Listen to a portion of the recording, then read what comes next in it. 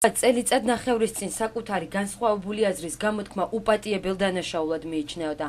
დღეს კი თავად მინისტრმა პირველმა აუწყა მედიას, რომ ჩვენ მის კონკრეტულ გადაწყვეტილებასთან დაკავშირებით განსხვავებული პოზიციები გვქონდა და ეს გარემოება არც მე დამიმალავ ჟურნალისტისათვის.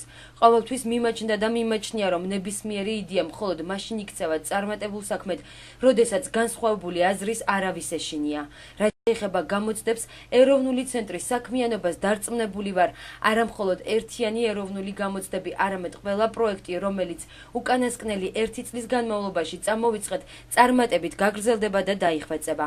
ამის გარანტია ისიც არის, რომ არც თამარ სანიკიძეს და არც მე არ გვეშინია საკუთარი მოსაზრებების თუ განსხვავებული პოზიციების საჯაროდ ღიად გამოხატვა და ეს არა დაპირისპირების, არამედ ეფექტური ჯანსაღი თანამშრომლობის წინაპირობაა.